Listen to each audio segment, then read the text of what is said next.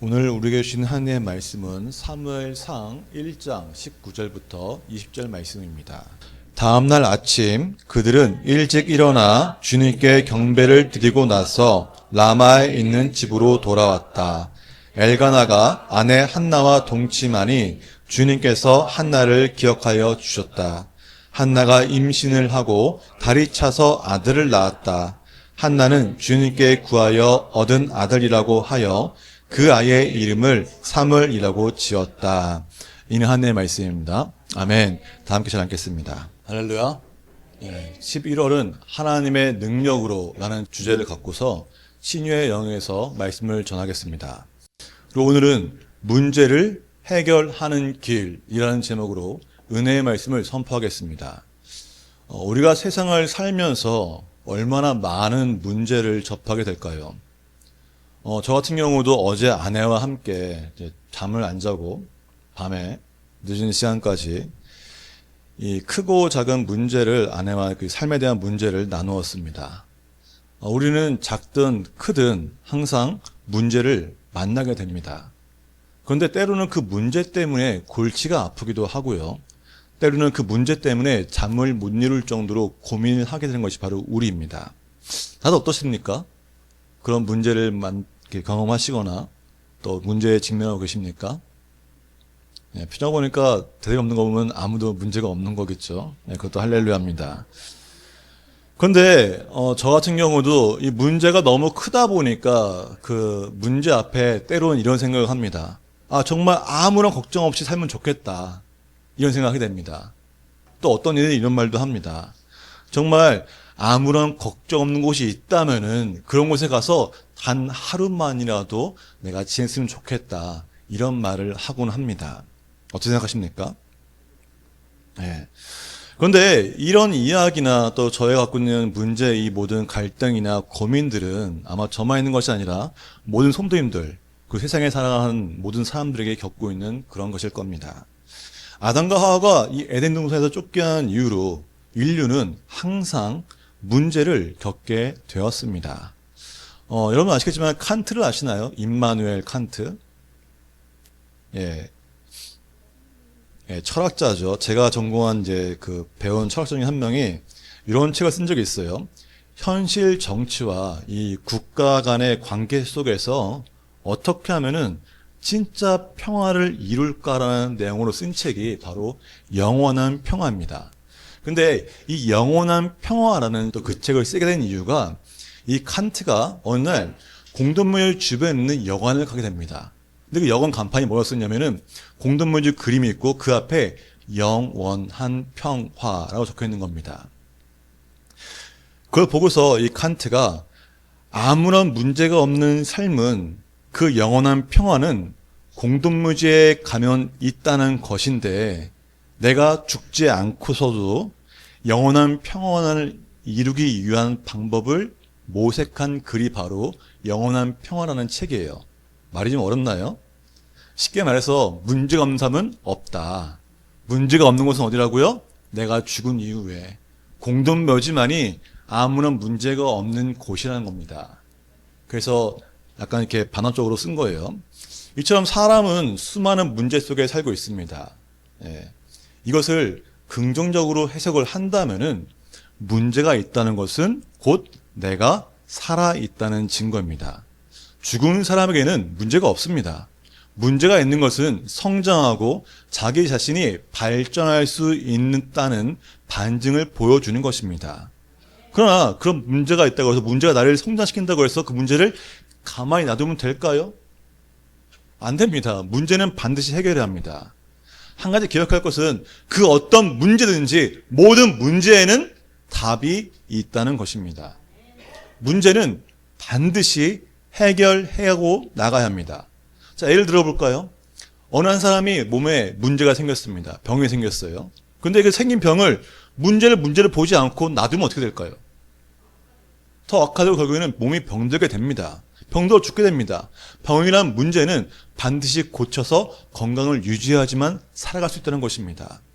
오늘 우리가 읽은 이 사무엘 1장에 나오는 한나의 이야기가 바로 그렇습니다. 한나는 문제 속에 있었지만 문제를 해결하고 행복하게 되었다는 것이 오늘 사무엘 1장의 내용입니다. 그렇다면은 이 한나가 어떻게 문제를 해결할 수 있는지를 우리가 살펴보고 그 해결 방법을 우리 삶에 적용해서 내 안에 있는 문제를 다 해결하고 나아가는 성도 되시기를 주님을 축복합니다. 자, 우리 여기 지금 5천 학생을 빼놓고는 모두 다 결혼을 했습니다. 그죠? 자, 결혼을 하면서 어떻습니까? 정말 모든 것이 다 완벽하게 갖춘 상태입니까? 모든 것이 다 있습니까? 결코 그렇지 않을 겁니다.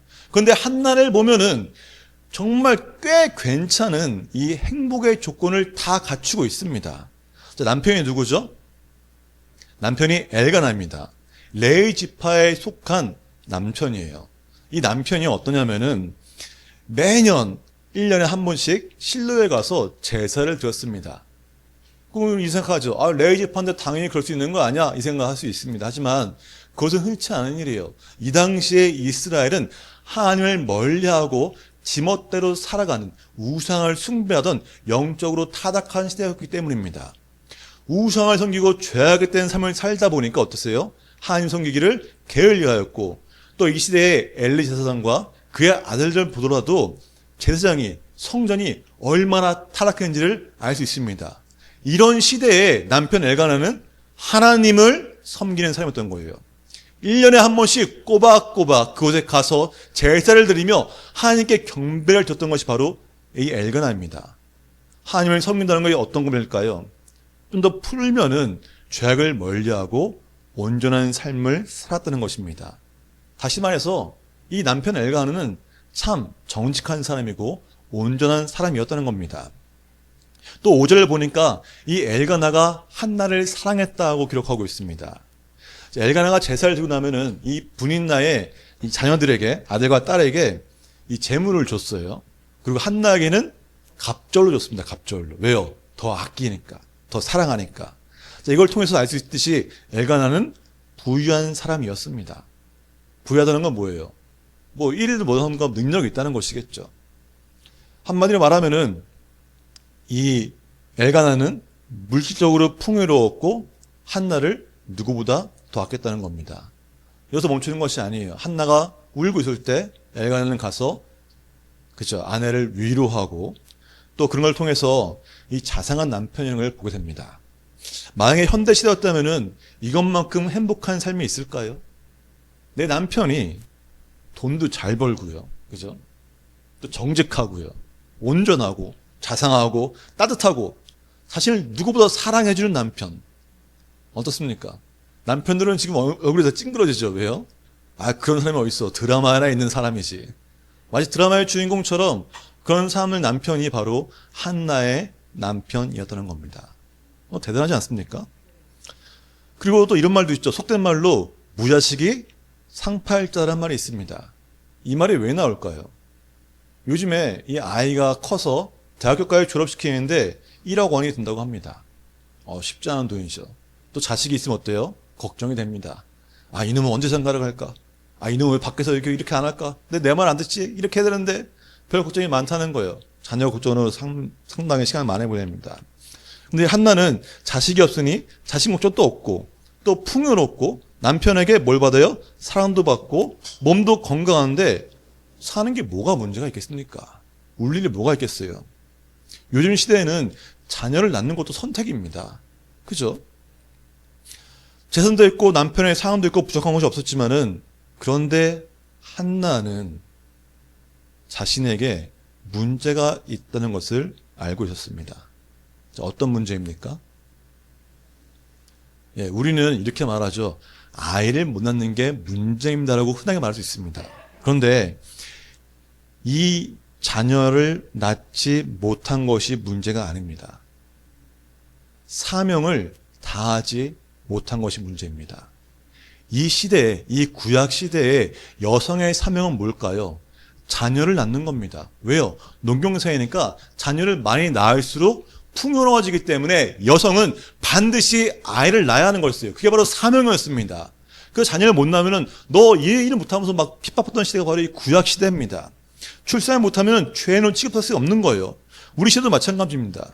많은 사람들이 사명은 문제를 알지 못하고 지금 내 문제 앞에 있는 이 소유의 문제에 대해서만 문제로 인식하는 경우가 많다는 겁니다. 이게 무슨 말이에요? 자, 우리 아이들이 있다 생각합시다. 만약에 어떤 아이가 공부를 정말 잘합니다. 학교에서 너무 우등생이에요. 와, 진짜 공부 이런 천재가 없다고 생각해요. 부모님 어때요? 그걸 보면은. 이 아이가 맨날 혼자서 학원도 하고, 학원 안 가면 도서관에서 공부도 하고, 혼자서 막 공부를 합니다. 그럼 부모 입장에서는 어떨까요? 그 아이를 보면서? 아무 생각 없으시나요? 내 아이가 공부를 잘하면은 자랑스럽잖아요. 아, 너무 자랑스럽다. 우리 아이는 우등생이네. 야, 정말 미래가 기대된다고 생각할 수 있습니다. 근데 그 아이가 교회를 안 갑니다. 교회를 안 가면 어떨까요? 교회를 안 간다고 해서 그것을 문제 삼지 않는다는 거예요. 왜요? 이 아이는 공부를 잘하니까 교회쯤 안 가도 문제가 안 된다고 생각하는 겁니다.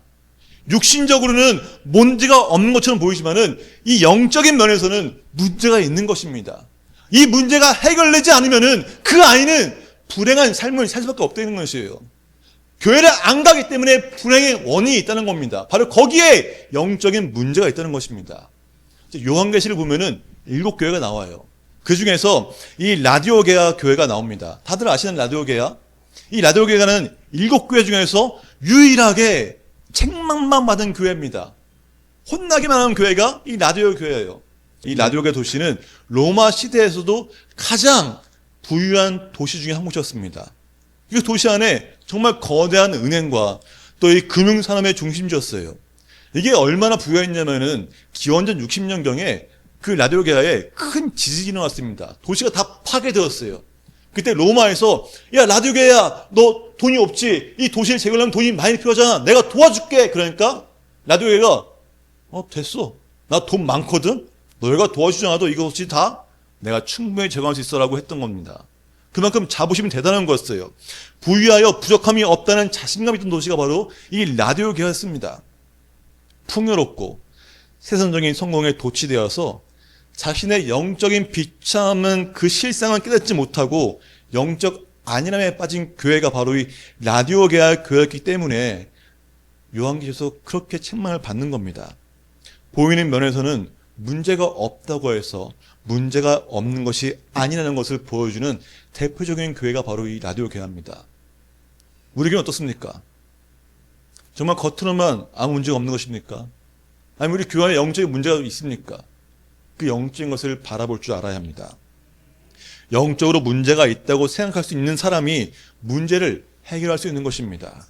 이 한나가 문제를 해결할 수 있었고 행복을 얻게 된 것은 영적으로 문제가 있다는 것을 알았기 때문입니다. 우리도 영적인 시선으로 돌려야 해결받을 수 있는 것입니다. 자, 제 주변에도 아이가 없는 가정이 참 많습니다. 결혼을 하고 몇 년을 기다려도 자녀를 못 낳으면 포기하는 것이 보통입니다. 그런데 한나는 자녀가 태어나지 않아도 포기하지 않았습니다. 남편 엘가나도 한나를 통해 자녀를 갖는 것을 포기했기 때문에 브린나를 통해서 자녀를 가졌습니다. 그러나 한나는 아들을 낳을 수 있다는 그 가능성을 보면서 끝까지 기다린 것입니다. 모든 것은 자세에 달렸다는 것이에요. 사람이 일을 잘못되어서 실패하는 것이 아니라 다시 해보려는 마음이 없기 때문에 실패하는 겁니다. 한나를 보십시오. 내가 할 수 없다는 게 아니라 나는 아들을 낳을 수 있다는 그 소망 하나로 희망을 가졌기 때문에 포기하지 않고 쟁취할 수 있던 것입니다. 다들 아시겠지만 성공한 사람과 실패한 사람의 차이점이 뭐라고 생각하십니까? 제가 유튜브를 보니까 유튜브에서 이제 어떤 그 청년이 전 세계에 있는 그 부자들 또 이렇게 좀 잘 사는 분들 만났대요. 근데 그 중에서 특별한 게 뭐 원래 돈이 많은 사람이 아니라 자수성가한 사람들을 계속 만나봤다는 거예요. 근데 그들의 공통점이 하나가 있답니다. 뭐냐면은 일을 하면은 실패한 사람들은 일을 하기 전에 이거 될까 안 될까? 뭐 준비를 뭐 다 하고 뭐 뭔가 다 갖추려고 합니다. 그러니까 일이 이렇게 늘어지는 거예요. 근데 성공한 사람들은 보자마자 해야겠네. 바로 한다는 거예요. 실력이 있다는 겁니다. 하다 보면 어때요? 실패를 하게 되잖아요. 실패를 수없이 합니다. 그럼 그 중에서 실패했네. 수정해서 계속 끌고 나간다는 겁니다. 그게 바로 성공하는 들의 그 비법이라는 것입니다. 농구왕자 마이클 존도 이런 말 했어요. 나는 내 인생에서 수없이 실패하고 또 실패했다. 그리고 그것이 내가 성공한 이유다라고 말하고 있습니다. 우리가 살고 있는 이 세상에서 이 성공 스토리 얼마나 많이 들었습니까? 다들 알고 계시잖아요. 포기하지 말아라. 실패는 뭐라고요? 성공의 어머니다. 뭐 이런 말 많이 하잖아요. 다 알고 있는 이야기입니다. 그런데도 불구하고 왜 우리는 포기하는 걸까요? 내 마음 가운데 이거 해봐야 안 될 거야 라고 생각하기 때문입니다. 그러나 중요한 것은 나는 부족하고 나는 없어도 하나님은 하신다는 사실입니다. 믿음 안에서 불가능은 없습니다. 믿음을 갖고 계속 밀고 나가야 하는 겁니다. 믿음이라는 것은 불가능 가운데 가능을 보는 것이에요. 믿음 안에서 포기하면 안 됩니다. 그리고 실패를 두려워하기 때문에 포기하는 것이에요. 자, 며칠 전에 한국 시리즈가 끝났죠. 맞나요, 오지사님? 오늘 이번에 우승팀이 어딘가요? LG가 우승을 했습니다. 자, LG가 우승했는데 그 LG 타선들 보면은 보통 몇 할인가요? 타율이? 제가 쳐봤어요. 쳐보니까 우리나라에서 상위 1부터 10까지 타율이 끽해봐야 3할입니다. 3할이 뭐예요? 10번 중에 3번 안타를 치면은 우수한 선수라는 겁니다. 그만큼 타율이 4할 넘는 것도 어렵고 5할은 거의 없다는 거예요. 생각해보세요. 10번 중에 3번 쳤는데 우승하는 겁니다. 그 말이 무슨 말입니까? 우리도 마찬가지라는 거예요. 항상 모든 일에 있어서 항상 홈런 빵빵 때리고 안타 때리면 어쩌겠습니까? 그런데 그렇지 못할지라도 내가 10번 중에 3번만 잘하면 된다라는 그 생각으로 그 마음을 갖고 포기하지 말아야 한다는 겁니다. 야구나 인생이 똑같다는 거예요. 우리가 10번 중에 10번 다 못한다고 해서 그렇습니까? 아니에요. 10번 중에 3번만 잘해도 우리는 승리할 수 있는 겁니다. 그런 마음으로 나가야 한다는 것입니다. 요즘에 TV에 보면은 태풍 상사라고 혹시 아시나요? 저만 알고 있는 거 아니죠? 다 알고 계시죠? 네. 자, 보신 적 있으시죠? 거기에 주인공이 강태풍입니다. 근데 제가 그걸 봤는데 너무 감명을 받았어요. 왜냐면 왜 받았습니까? 다 실패했어요. 무너졌어요. 아빠도 돌아가시고 막 다 무너졌어요. 근데 이 강태풍은 끝까지 포기하지 않습니다. 끝까지 했기 때문에 성공한다는 거예요. 여기서 원리 나타난 겁니다. 승리자는 다시 해보자라고 외치지만은 실패자는 어때요? 해봐야 별 수 없어. 나는 안 돼라고 말한다는 거예요. 그 구두, 그 보호한가요?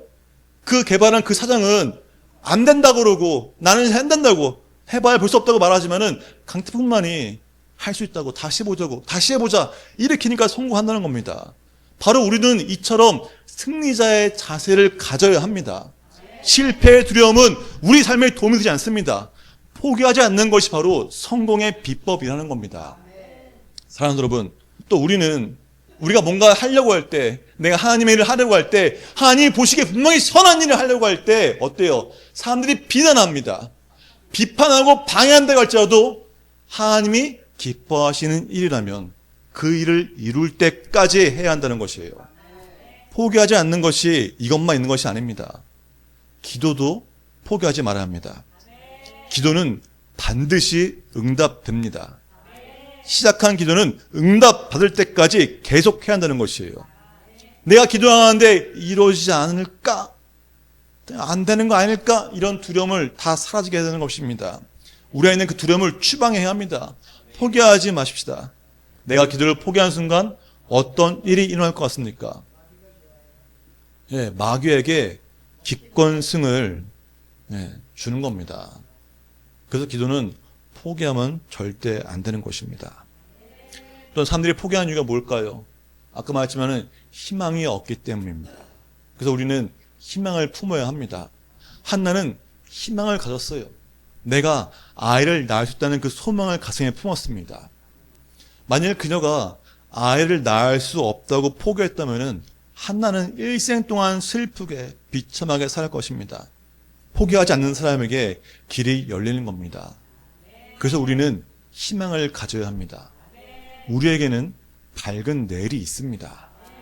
자, 문제가 영적인 문제인 것을 인식하고 절대 포기하지 않는다고 이 문제가 다 해결될까요? 어떻게 생각하십니까? 내 안에 있는 문제가 이 문제는 영적인 문제네. 포기하지 말아야지. 끝까지 해야지 한다고 해서 모든 일이 해결될까요? 그렇지 않다는 것이에요. 모든 문제에는 답이 있다고 하였습니다. 내 인생길에 바위가 앞에 있으면 어때요? 돌아갈 수 있는 거고 바위를 깨부숴갈 수 있는 거고 바위를 넘어서 갈 수 있는 것도 방법입니다. 문제를 해결하시는 분이 바로 하나님이라는 거예요. 한나는 이 사실을 분명히 알았습니다.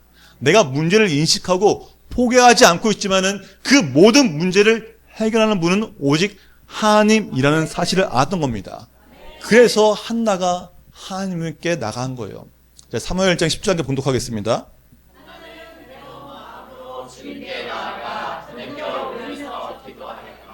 네, 맞습니다. 한나는 지금 자신이 처한 이 자신의 세계를 바라보면서 슬퍼하고 걱정만 하는 것이 아니라 하나님의 세계를 바라보면서 그 길을 찾고 기뻐하고 행복하게 살게 된 것입니다. 이처럼 우리도 나의 세계만 바라보는 것이 아니라 하나님의 그 넓고 큰 세계를 바라볼 줄 알아야 합니다. 우리는 그래서 사람만 볼 것이 아니라 하나님의 손길을 볼 수 있어야 합니다. 나는 문제를 해결할 수 없어도 우리 아버지 하나님은 능히 하실 수 있는 분이십니다. 그 하나님 앞에 기도하는 것, 이것이 바로 문제 해결 방법입니다. 하나님은 모든 것을 이루십니다. 좋게 하십니다. 그래서 기도하면 되는 것입니다. 내 모습 그대로 회개할 것은 회개하고 감사할 것은 감사하며 기도하면 되는 겁니다. 믿고 그대로 기도하면 되는 거예요. 내 여전히 면역하다고요. 죄한 데 있어서 안 될 것 같다고요.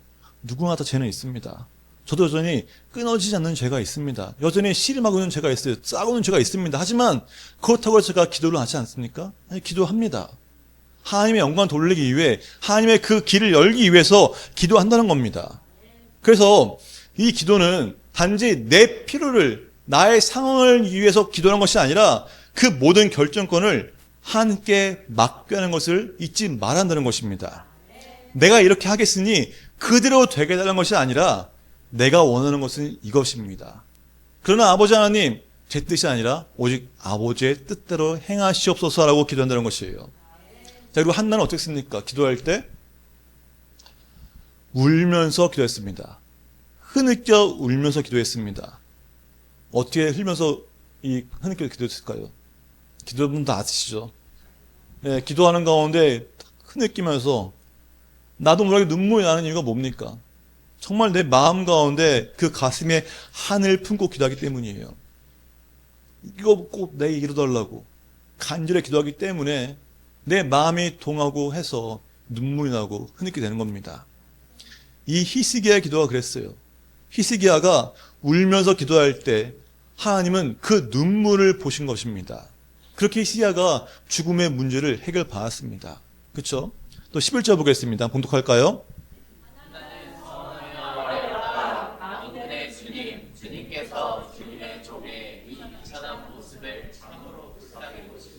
저를 기억하셔서 주님의 종을 잊지 않으시고 이 종에게 아들 하나 허락하여 주시면 그 아이의 한평생을 주님께 바치고 삭도를 그의 머리에 대지 않도록 하겠습니다. 아멘. 한나는 내게 아들을 주시면은 그 아들을 주님께 바치겠다고 서원 기도했습니다. 그 한나는 서원 기도만 한 것이 아니라 금식 기도도 같이 했다는 것이에요. 서원 기도와 금식 기도만큼 더 좋은 방법은 없습니다.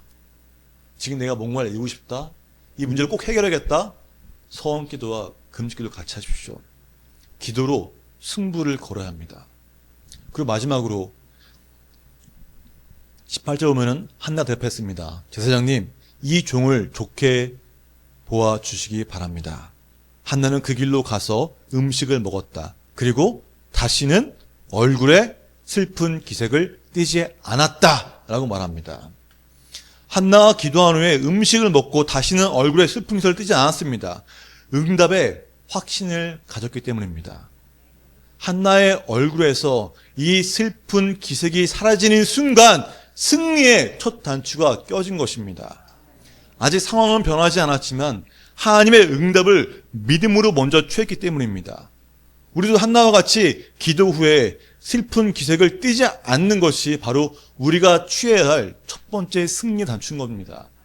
아무것도 이루지 않을지라도 하나님이 내게 응답할 때는 그 믿음으로 나아가는 성령 되시기를 주님을 축복합니다. 이 기도는 믿음으로 하고 믿음으로 기다릴 줄 알아야 합니다. 이 불가능을 가능으로 보는 믿음을 가졌기 때문에 기도하는 것입니다. 기도할 때 될 때라고 항상 누가 있습니까? 반드시 이루어질 것을 믿고 기도하는 것이 바로 기도입니다. 믿음으로 기도하는 것이 바로 문제의 해결을 하는 열쇠이라는 것을 기억하시기 바랍니다. 기도가 문제 해결의 열쇠입니다. 그런데 이런 생각을 할 수가 있습니다. 나같이 문제가 해결되지 않는 사람도 없을 거야 라는 분이 계실지 모릅니다. 수많은 실패와 문제 앞에서 지쳐서 그런 말을 할 수 있습니다. 그러나 주님의 말씀을 기억해야 합니다. 자, 스가랴 4장 6절 말씀입니다. 함께 봉독하겠습니다. 그가 내게